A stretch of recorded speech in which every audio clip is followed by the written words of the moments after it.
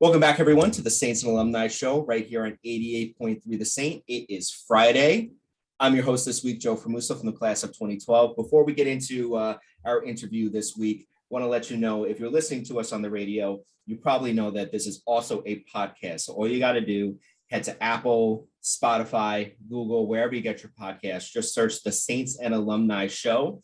You'll see every show we've done for the past probably year and a half right there for you to listen on demand. A lot of great alumni, a lot of great stories. And we have another one today. My classmate from the class of 2012, Carew. Katie, thanks for coming on today. Thanks for having me, Joe. It's so excited to be back in some capacity with Sienna. Sienna's flourishing. You know, I could be a little biased. So we just had our 10-year reunion was a few weeks ago. So a lot of our classmates were there. Good to catch up on a lot of people, and their stories and whatnot. Sienna itself is, we just sent off another graduating class. So kind of a bit of a lull here on campus. So it's a good time so far to just get to breathe a little bit. But Katie, one of my coworkers, Brittany Kane, told me about your story and what you've been doing over the past few years. And you work for the New York Football Giants. So we'll get into that a little bit. And as we were saying off air just before, I'm a Bills fan, though I have a certain allegiance to the Giants. And we'll get into all that as well. But I'll start with the question I start with everyone. Everyone who comes on the show, I ask the exact same question when we start. And it is essentially, it's 2007, 2008. You're trying to decide where you want to go to college. What leads you to Sienna? That's a great question. So it's so wild that this was really such a turning point in my life that I kind of remember every single thing leading up to that. And there were so many different factors where I was trying to figure out what I was going to major in, thought I was going to be in a psychology major. So really it wasn't about what major I was going to have that was going to lead me to school. It was about finding a place that could feel like home, that I could see myself. And also I was a swimmer. So I wanted to be on the swim team, wanted to be able to swim. Scholarship would have been great when I was looking for different schools. And just so happened one of my teammates on club in high school, she was a year older and she ended up going and swimming at the team at Sienna. So it was on my radar. My guidance counselor said, hey, I think this might, fit with what you're kind of looking for. You should check out the school. And I said, oh, I've actually heard of Sienna. My friend Megan swims there right now. And so I was like, okay, this could be cool. And I had actually wanted, to apply early action to Fordham University. It was close to home, 45 minutes from home. And I loved the design of the campus. Like I love that old architecture and thought it was— Fordham is great. Yeah. Yeah. So I went, I see it and I'm like, okay, interesting. Then I go to Sienna and I'm like, wait, this place has a little bit of that, like not as old architecture, but like really like the chapel I remember seeing near Heinz Hall was just amazing and beautiful. And everyone was so nice. Everyone was holding open the door for me. And like, I'm talking like, 30 yards away, they'd see me and they'd hold open that door, which we all know if you're, at Sienna from around the area, that everyone just holds the door open for each other. It's a thing. So when I first went up, that was one of the things I noticed right away. And every time I kept going back to Sienna, it felt more and more like home, even though it was a 2-hour drive, which is not really that far. But even though it was a 2-hour drive versus 45-minute drive, every time I went back to Fordham, I'm like, this doesn't feel like the right place for me. And Sienna just, it was the people, it was the swim team, the teammates, the opportunity there where I felt like I was welcome and people wanted me to be there. And it was just a fun group of people. And every time I went, either for my recruiting trip or for, I forget what it was called, maybe the open house overnight stay, like those things were just amazing, just to really experience the campus. And I mean, how could you not just fall in love with that place? Something that a lot of people bring up, and obviously, being here for 4 years, being 10 years out is probably something that, affects your life. A lot of what alumni like to talk about is, the Franciscan brotherhood, let's say, the idea of, befriending others, serving others. How has that, impacted your life in the 10 years since you left? Yeah, that's a great question. I mean, I think just being in the sports industry, there's always this piece of community that whether it's we do a volunteer initiative, or I've volunteered with Habitat and done some of those trips on my own, or volunteered at soup kitchens through either working at the MAC, my time after graduation, or even through working, all the way through my career at the Giants. Like, our organizations where I work, yes, I can do some of that on my own, but we also give back to the community. Like, that's such a huge piece in the sports industry of how are you impacting your fans, but also the community around you. And I think just being able to easily embrace that because of my Siena experience, and plus being a part of the swim team at Siena, you learn that sense of community, and continuing that into the sports industry. I think, it's one of those things that you learned at Siena and you take with you. Now, you had talked about your journey up to Siena, what attracted you on campus, the values that we have here. In your 4 years, I mean, you mentioned you were part of the swim team, you did service. Is there something that really sticks out to you that, I guess it kind of ties into my last question, that really, has helped shape your career, shape your life?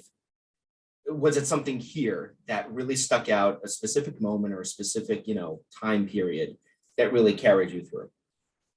Yeah. I mean, the thing that carried me through at Siena was, I ended up being a philosophy major, which those classes are very challenging. I was on the swim team, so I was doing doubles, during the week, and it was a lot, but I think the saga sits, which, that term I hope is still around. The saga sits with my friends, teammates, just on a Saturday where sometimes you could be there for like 6 hours, 8 hours, just sitting there all day talking about everything. Just building that sense of friendship later on in life, not necessarily your friends from when you were a kid, but those people then watching you grow for 4 years, where it's like, that felt like growing up. So to experience that with other people was incredible. I wouldn't say there's one particular moment, but there was one experience where every single Division 1, 2, and 3 athletic program has a student athlete advisory committee. And in my sophomore year, I ended up taking someone's spot. Actually, it's funny enough, Megan, who was my teammate in high school, who went to Siena the year before me, she ended up studying abroad in Australia. And I took her spot on the student athlete advisory committee, representing the swim team with one other girl on our team. And because she went on that trip and recommended our coach that I sit on that committee, I got involved. And the water polo coach at the time, she was the head administrator of that program. And that spring of sophomore year, she asked me to go and represent Siena with one other student athlete to the Metro Atlantic Athletic Conference's. It was their SAC conference. Okay. So they sent me down to New Jersey to Rider University, met with student athletes from all over the conference, talking about issues like recruiting, practice times, doing things in the community, all sorts of student athlete issues or topics. And when I came back from campus, I was fired up, so excited. And all of a sudden it was like, I realized I could have a career in this. I realized that I could make more friends and find my identity at Siena. And that's what I did. And I ended up representing the MAC conference to the NCAA level, applied that spring, and somehow they decided to pick me, even though I was really new into this. And that whole experience, the last 2 years, junior and senior year, really set me up for my career, really helped me gain confidence. I was so shy. I would turn bright red and my voice would shake when I'd speak in like to a large group of people in public. And now I'm in sales. So it's that full experience through Siena, but also being able to be the president of that committee at Siena just helped me propel forward into what would be my career. And I also love that experience. It just really helped me define who I was on campus. I say this a lot of time on this show. There's something about Siena that it's always that way of transforming the way you look at things, the way you think about things. I mean, for me, I was a psych major, and people ask me all the time, what was your major? I'm like, psychology. Like, yeah, but you didn't go into that career. I go, exactly. I managed to, find a mold in television here on campus and off campus when I was working at a station off campus, here in Albany. And again, those last 2 years that you're here, really get to shape what you're going to do. If I didn't come to Siena, I wouldn't have gone to Syracuse for grad school. I wouldn't have had, to have the opportunity for 10 years to be in that industry. So like, I hear you, I get it. Like Siena fostered those opportunities in one way or another. Sometimes you got to be handed the opportunity to really accept it and learn and grow from it. But yeah, I feel the same way. And I tell other alumni who come on the show who have similar stories. There's always a point where everything changes, kind of an aha. It's like, oh, wait, this is what I can do. This will give me confidence. This revs me up. And it was because of, the 4 years here. Yeah. Part of me wonders, do these opportunities happen at other schools, or is this the magic of Siena? Because it always seems like maybe it's because we're a small school where you get to know these administrators, these teachers and professors, and even the friars, and they're looking out for you. Like they're really getting to know you and looking out for you, and then guiding you towards what ends up changing your life. So, I mean, I will always be grateful for that. And I just love how my entire career and story really started because of my time at Siena. I think about that too every now and then. I'm like, if I went to what was my second or third choice, obviously before I ultimately chose Siena, and I went with that career path, would anything have changed? Would I have, shifted into doing something I really love? So I think about that a lot. What I've found myself back at my alma mater, like I am now, like things like that, I think about a lot. We have about a couple minutes left in this first segment here. I want to tie something back into, our first question to you today. As a high schooler, looking at colleges, trying to figure out what is the best fit for you. If you had a quick piece of advice for anyone out there who is in the dark, not sure where they want to go, they have no idea, or they're even thinking about, hey, I've heard of Siena College. I know they're pretty great. Why should I go there? What is your advice to them, any 16, 17, 18-year-olds who are thinking about that? Oh, that's a great question. And it goes off of, similar what I was just saying is that there's this magic of Siena, but really it's also about this smaller community where the people who are working there, unlike a large school, will get to know you on a personal level, and they can help you and guide you into what you want to do. And it might not be your guidance, like your counselor on campus. It might not be your coach. It might not be one of your professors, but you will find people, whether it's someone on the staff or even an older classmate, someone there is going to impact your life. And it's because it's such a great community too, right in Loudonville, like the surrounding community too, like they're part of this community as much as well. And I know a ton of friends who ended up taking internships and getting jobs at like places like ACO right after graduation because the surrounding community also embraces the school. But you're going to have a lot of fun if you come here. Plus, it's not too far from Saratoga, which is a blast. True. So you can't go wrong with that either. But no, I'd say give it a chance. You get to live on campus all 4 years. Sometimes, those bigger schools, they kick you off campus. To have that community feel all 4 years is amazing. It's really the best. And you're going to get a great education. And like from Joe and I, you might major in something like psychology or philosophy and then end up having a dream career in TV or in the sports industry. So anything really can happen if you go to Siena. I agree. I have nothing to add because you said it all. So we're going to take a quick break. We have to hit a commercial here. But when we come back, we're going to talk more about your journey to the New York Giants, what you're doing there, and a pretty cool feature that we featured you in a few Siena publications a few months back. So we'll talk about that. We will be back right here on 88.3 The Saint. Stay with us. Welcome back to the Saints and Alumni Show right here on 88.3 The Saint. It is Friday once again. I'm talking here with Katie Carew, my classmate from the class of 2012. Before we get started, or before we continue, if you have any listeners out there, if you have a copy of Siena Magazine, which if you're listening to this show, you probably do. Back in our spring issue, which I think was mailed to your mailbox, probably around March, April, if I'm not mistaken. You go to page 21, we have a really cool feature where we featured some of our alumni from, we celebrated National Girls and Women in Sports Day back in February. And we have 5 alumni who are doing great things in the sports field. Katie, you're one of them. And that's how, I got to learn a little bit more about what you've been doing after graduation. So yeah, if you have that magazine, check out page 21. Her feature is there. I think we also have your feature on the Siena Annual Fund Instagram account. So that's at Siena Annual Fund if you want to check her out there. So yeah, Katie, we dove into your 4 years at Siena, the experiences you had and how it kind of shaped your life, and things that you didn't expect to happen kind of happened and kind of really shaped the person you are, the career you have.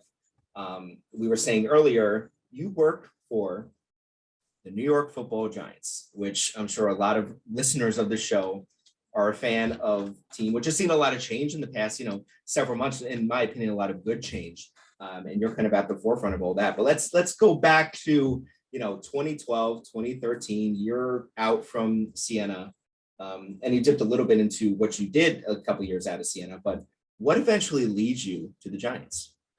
Yeah, so it's been a wild ride, and I'm so blessed and lucky because it really all started with my experience at Siena. I was a philosophy major. My parents were a little nervous. What are you going to do with that? And I had just gotten involved with the Student Athlete Advisory Committee, and I represented the conference that Siena's in is the MAC, and I represented the MAC to the NCAA level. And so through that experience, I got to learn the administrators, not only in the athletic department at Siena, like Don Giorgenio, who really embraced the changes that we made on campus with that program, but also I got to know the commissioner of the MAC, Rich Enzer, and the other administrators really throughout the entire conference. So I got to talk with them about what they do, what their career path was, learn from them.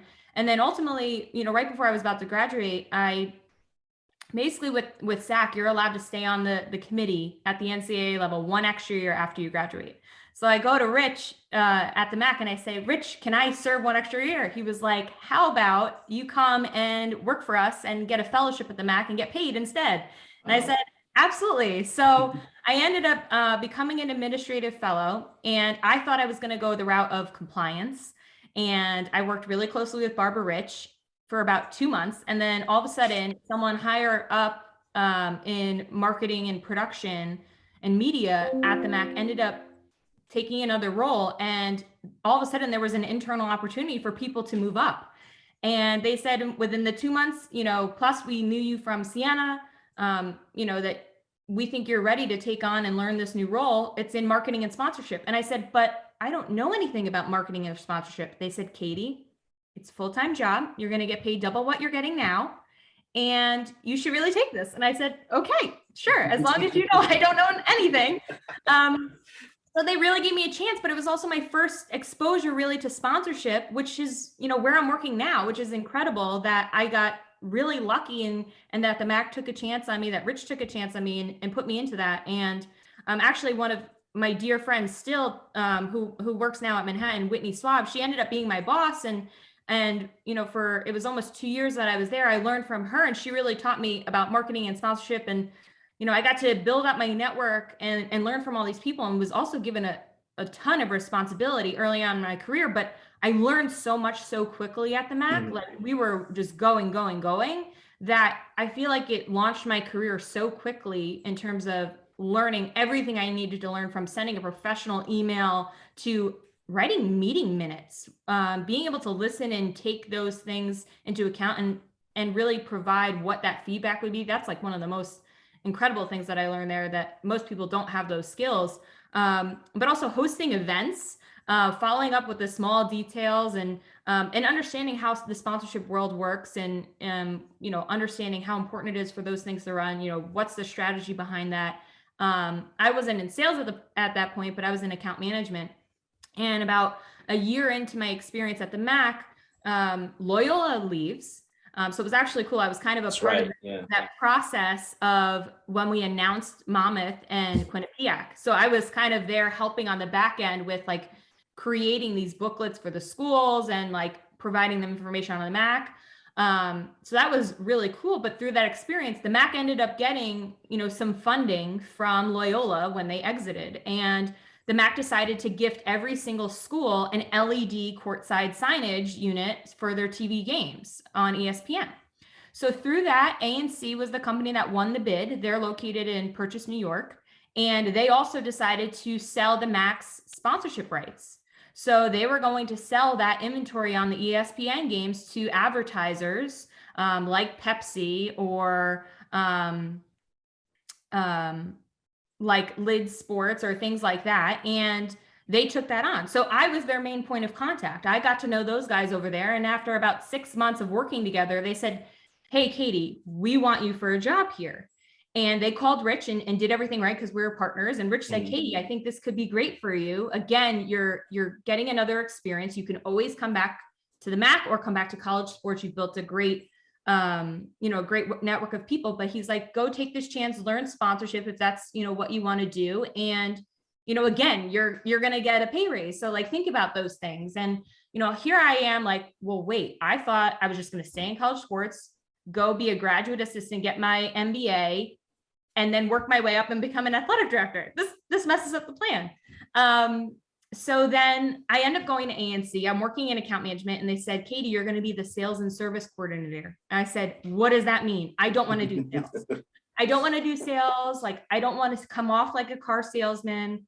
Not that there's anything wrong with selling cars, but I don't want to come off like, that I'm chasing money. And that's what I thought sales was. And I was totally wrong. And I also didn't want to have this number hanging over my head where I felt like I had to hit it. And if not, I didn't get paid my money, like that I was going to be not able to pay my bills, that I was going to be starving if I didn't like hit my quota.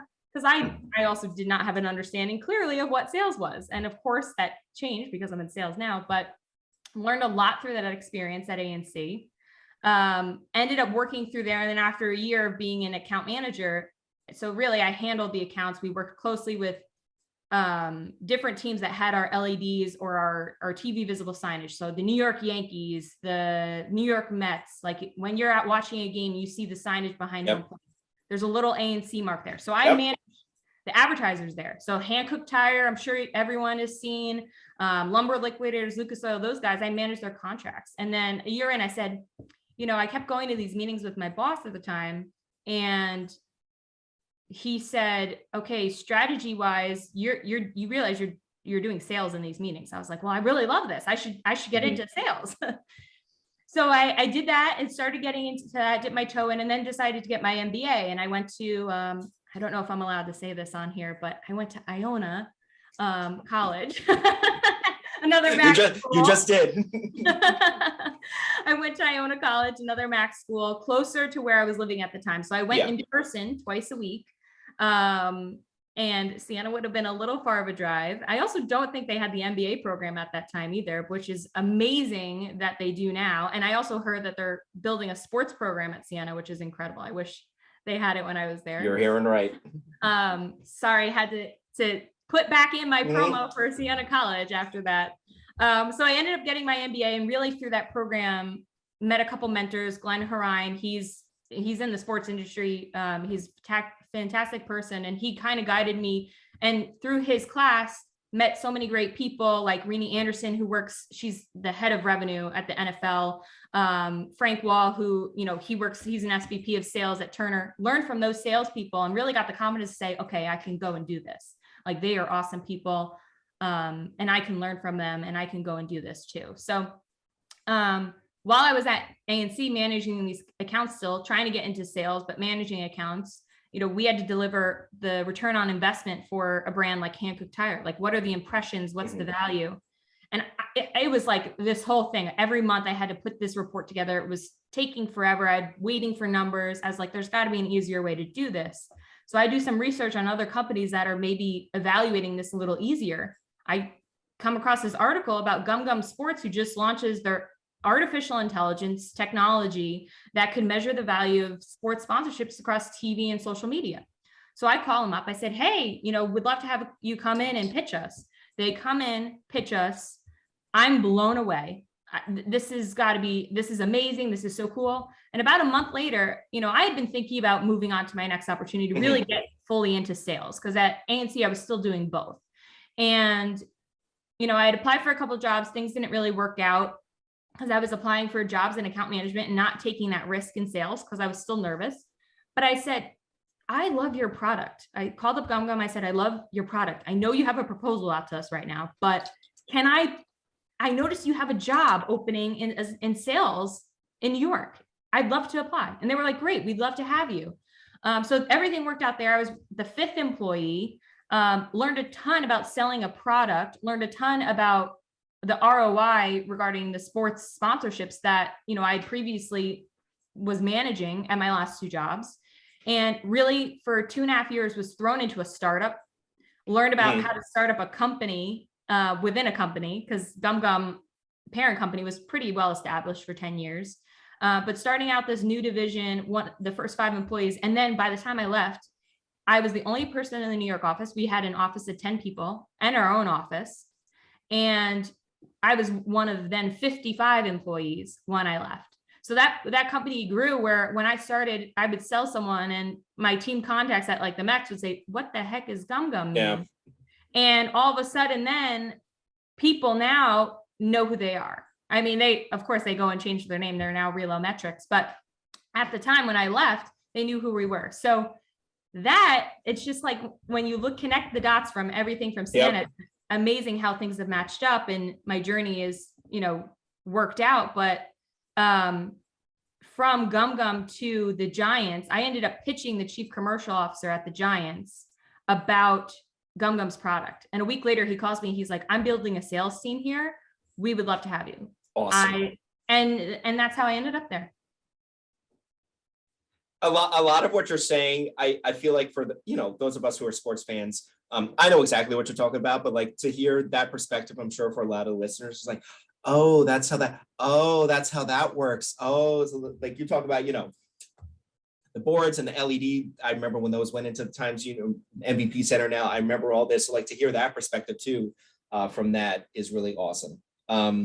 Katie, we have like less than a minute left, but something I really want to get your take on. And we kind of dabbled in it in the beginning of the segment.